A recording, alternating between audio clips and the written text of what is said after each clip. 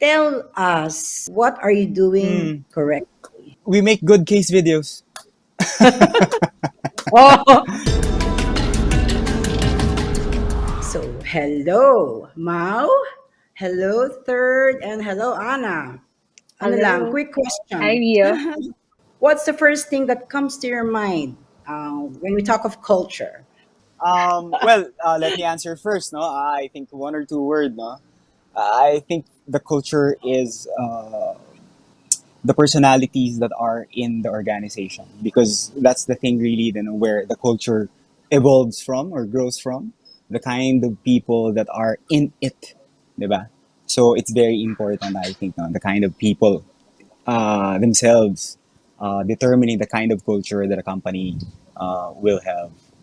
Third, in a company like IXM Hakuhodo, how was the assimilation of the Hmm. former IXM culture and the new culture of, Right. I mean, and the culture of Hakuhodo? How was that assimilated?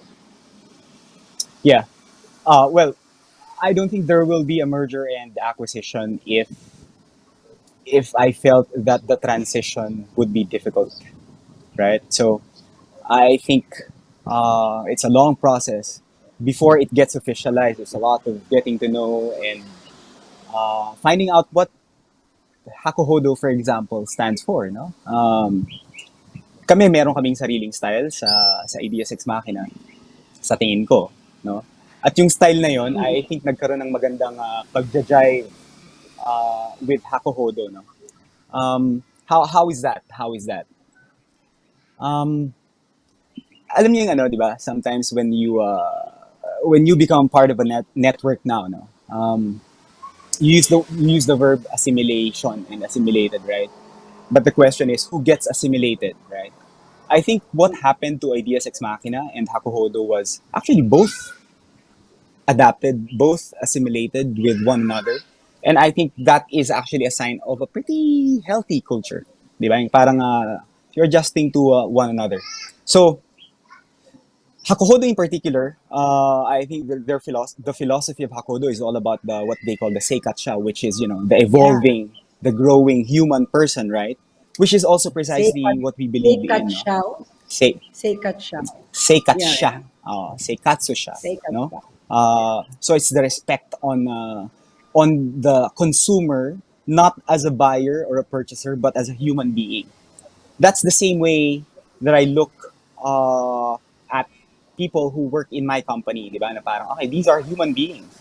These are poets. These are farmers. These are parents. And these are sisters who are angry at their brother. So, meaning that whole universe of a person or something, as you as a company, it's something that you have to consider when dealing with the people that are working uh, with you and for you, right? So the assimilation is it's not so much. It's more of like it's only less than 3 years actually. So it's still a continuing process, diba? Of knowing each other and adjusting and stuff like that. But I think because we're guided with kindness, Hakuhodo is a very kind network, right? So it does not breathe down your neck, really. So okay siya. So nagiging okay yung aming transition, kumbaga. Yeah. So how is it like in your boardroom, diba? Having uh, having the budget approved to engage in these kinds of programs. It is an expense, and it is expensive. um, it's we look at this might sound really weird coming from an agency that won best in culture, right? But it is expensive to be innovative. Um, I think no. You're actually quite not sure how this is going to pan out, right? Um, it is an experimentation, to be perfectly honest about it, right? Um, you try things to motivate your people and to make people become more productive and to manage their time better and to be in general happier, right? We do it. I mean, I do it. I initiate a lot of those kinds of things, not really looking at the return. Meaning, you know how sometimes sometimes when you look at returns, right, how is this going to be advantageous to us in the end, right? Is the quality of the work going to be better, right? So I'm pretty sure there are metrics on how to measure that. We don't. Kasi Really, we're all qualitative siya eh. Soft siya eh. It's a soft, ano, di correct, ba? correct, correct. No? Yeah, it's a soft element. Sometimes you will Attribute. invest in people and really train them, right, and make them happy. Sometimes they get tired. It happens. So, in other words, it's really quite tricky to measure the effect of things cultural, activities cultural, and measure them in a manner that goes back to the business. But why do we do it anyway? Why do we do it anyway? It is because we just want our daily grind, our work, our career to be a little bit more easy, to be a little bit more worthwhile, I guess, and hopefully meaningful at the same time. You know, the thing with advertising people, us, no? We tend to fall in love with the work, right? Because it's hard, it's difficult, and actually you can see it. Millions of people can see it, and therefore, if we see our work out there, you know, it makes us very happy, and therefore you fall in love with it, right?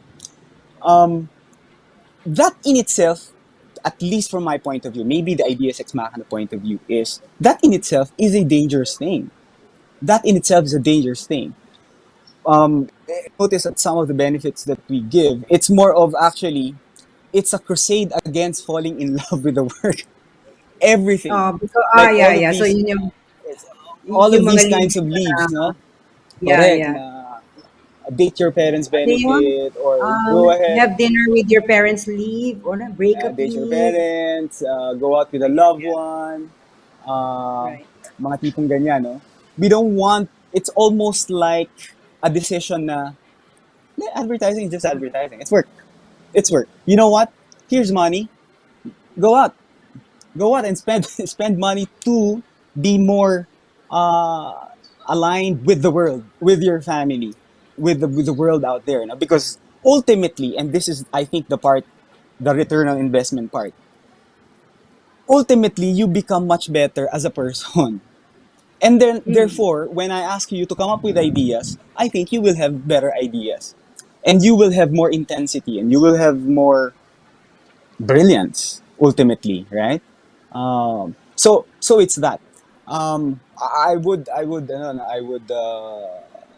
would ask si papaturo ko kay Mao, no, kung paano ba i-measure yung gano'n, no? But right now we're looking at, this is really quite uh, an expense. How does the board of directors, ano to it? They just approve it. How to approve it? It's because Ikaw din yun eh. Ikaw din yun eh. ako din yun, hindi. Ano naman sila eh, di ba? May veto power sila eh. Ganun yun, by the way, di ba? Pag network ka na, may veto power. Hindi, kasi Oh, that's nakikita right. man That's nila right. na masaya. I think there might be a little aspect of like, the network is new and therefore, pagbibigyan ka, di ba? Siguro, posible. But May right honeymoon now, stage pa rin kayo. honeymoon stage. Pero, maganda naman yung mga nagiging resulta, di ba? I think yun ang maganda kapag network ka na, no? You take care of the business, everything else actually is yeah, go, approve, di ba?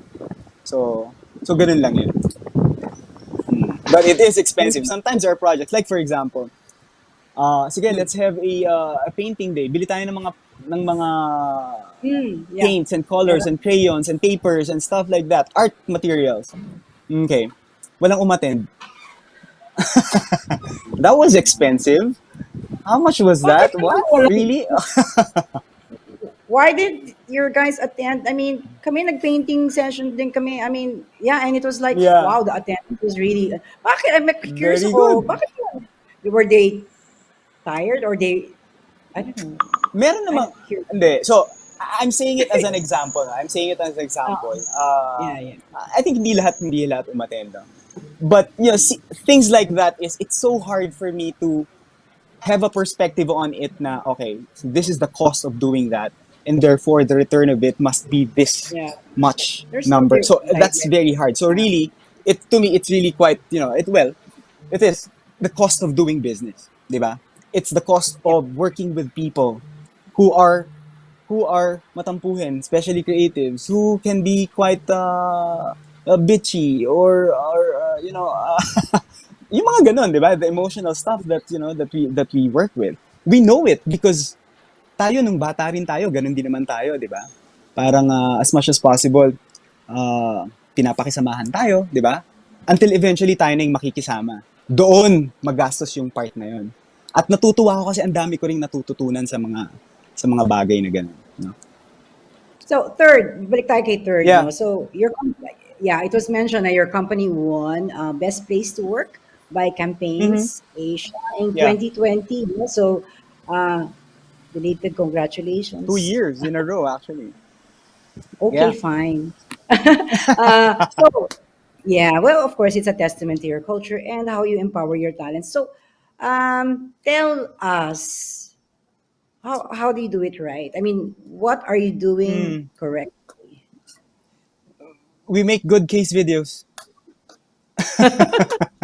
Oh, No, that's a very practical and very authentic it is. reply. Actually, that's Okay, it. yeah. That's it. You know what? You know what? I don't have. I was scared that you will answer this question now because I don't. I can't explain it.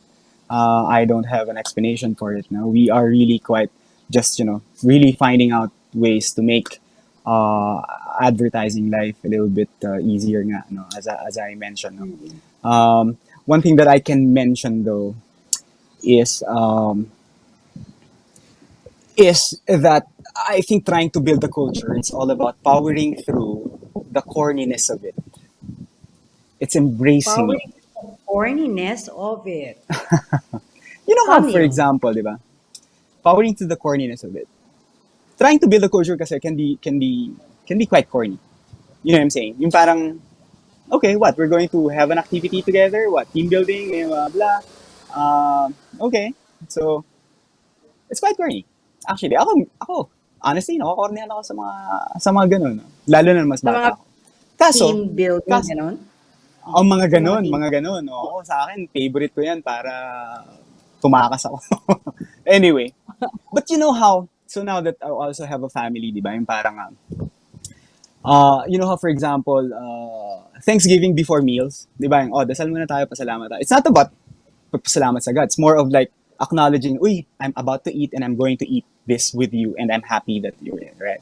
So, that pause before the actual eating. It's actually corny to like say, hey, let's do a Thanksgiving, right? Ako. But you kind of have to power through it so that it becomes second nature to you. It Oo, becomes hindi siya second nature pilit. to you.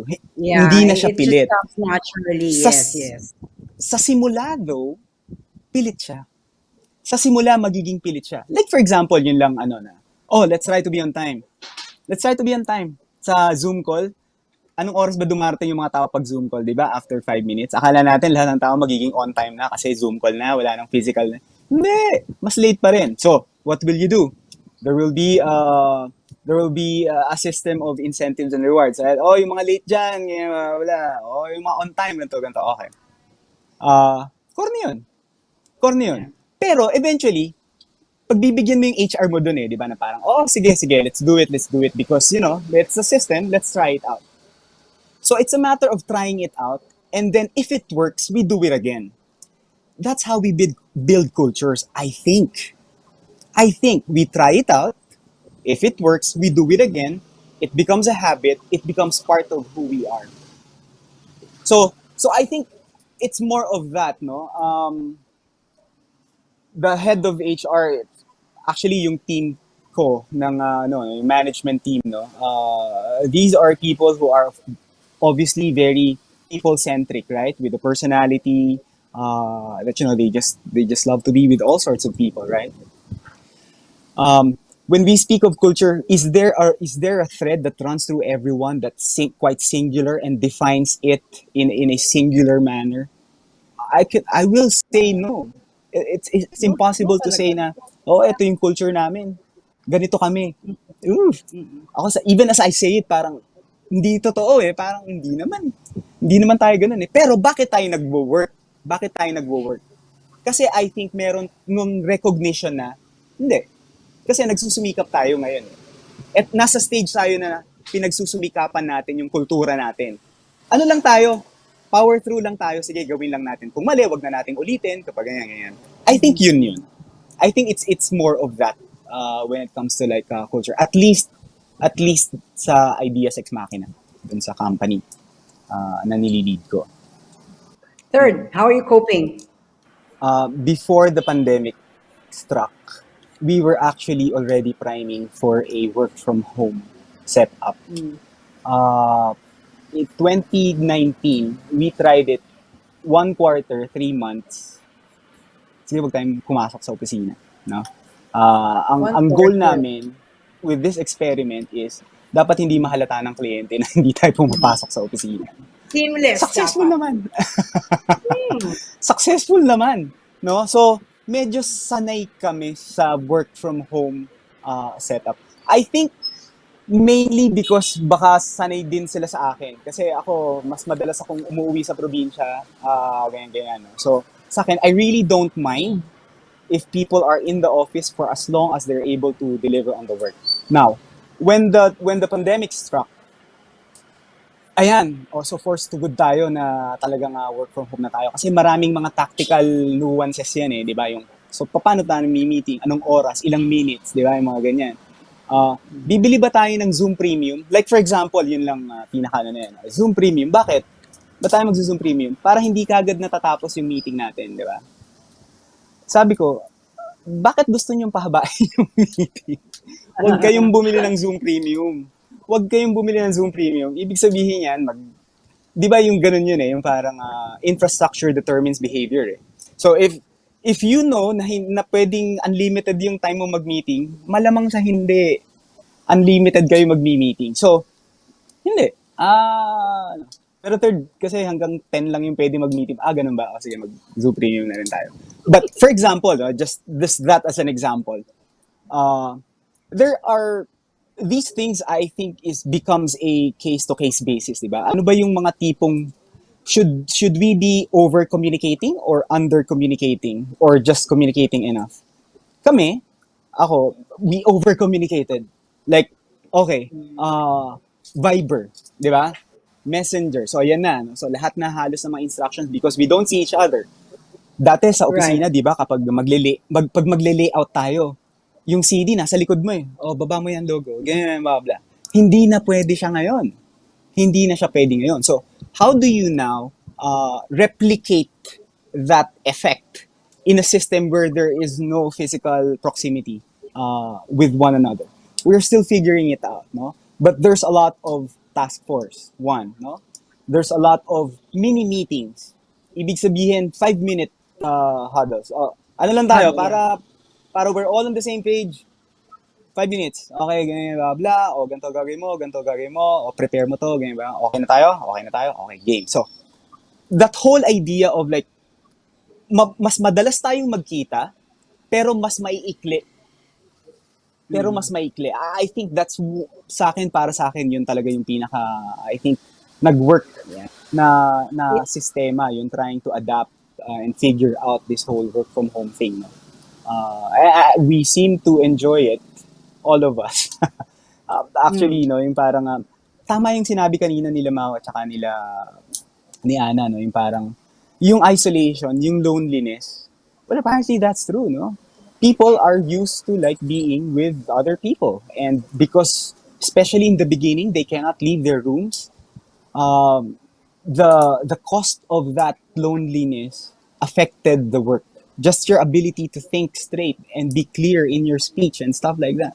So, meron kaming kinuhang professional psychological Mhm.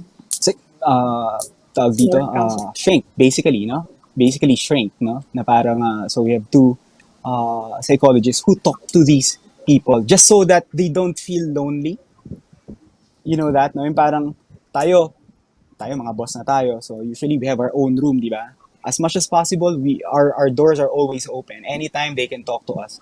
But in a work from home setup, that is practically impossible, right? So you will really have to tend to and actually do it. Make sure na, yeah, easily, even if hindi sila text mo lang sila. Uy, kamusta ka, Pogi?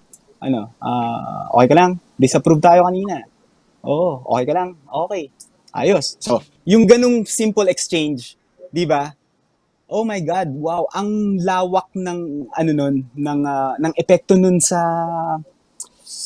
mindset nung Totoo. mga tao na parang, okay, I don't feel lonely because, nag-text sa akin, kinamusta ako. Okay yun. So, I think it's those little things actually that, that I think a work from home dilemma, uh, it Mhm. is solved. Pero are there Mm. any additional points you wish to emphasize related to that area where culture equals Mm. locking creativity somehow? Well, definitely naapektuhan yung quality ng work para sa akin. Mas pumangit yung Mm. mga ideas namin niya. Tutuwa naman ako, Ah, napaka-authentic mo. hindi. Kasi alam niyo yun, di pag nagbe-brainstorm ka, yung split second reaction mo dun sa idea spells the difference between nakuha ba niya yung gusto mong ipagawa o hindi. Meron tayong split second na, ano, na magre-react ka kasi, di ba? Pag may pinakita sa yung croquis or eto Mm. yung headline, eto yung copy, the spontaneity of things is gone. Is gone. Advertising is supposed to be fun, supposed to be spontaneous. But right now, you have to kind of navigate through that lack of the spontaneity of the brainstorm. So I'm talking in particular about the brainstorm, right? Because now there's So a you're lot saying of you work from home. Sorry, you're saying you ang work hirap. from home somehow Mm-mm. has to a certain level has an effect on Yes. the Yes. output. On the quality of the work. Ako Mm. notice ko yung parang, oh, ba't parang pangit yung suggestion mo ngayon? Kasi wala siyang kabatuhan. Inisip niya mag-isa eh. Mm. Nag-research siya, Okay. nag-google siya, ganyan, blah, blah, blah. So, edi mag-brainstorm kayo ng sabay. Mm.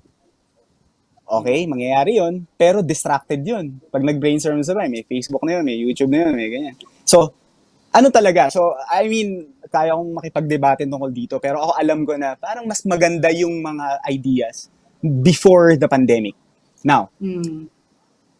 pero reality to eh, 'di ba? I mean, we have to like find the way to ibalik natin doon sa tamang quality ng work. No? I think unti-unti naman nahahanap na rin natin siya, 'di ba? Ilang months na ba tayong nasa work from home? Mag 2 years na, hindi ba? Marami Yes. nag-resign, pero ang na-experience namin, marami ding bumabalik. Marami ding bumabalik. Mm. Ang hindi lang bumabalik, yung mga lumipat sa Propel. Now, I mean, I think they're Uy, really grabe, enjoying it diretsahan. there. So, thank you very much. Diretsahan to. Uh, But no, yeah, no, no, no. Kaibigan ko yan si thank you, sir. Raymond eh. Kaibigan ko si Raymond. So, I think you're really doing a great job there. No? Kasi kami sa IXM, yung ano lang, yung parang, hindi naman happy-go-lucky. But it's more of like, sige, advertising, isip tayo, gano'n lang. No? So, I think at tapos iba-iba yung kultura kasi ng iba-ibang ahensya, hindi ba? Yung parang, Yes. yeah, alam natin yan, alam natin yan. Pero ngayon, kasi I think especially the younger generation of, it's really more of like, which one to me, which, how they think about things is, okay, definitely I have to have a higher salary, right? So, a much higher salary. But also, which one will allow me to do more of the things that I want to do outside of the work.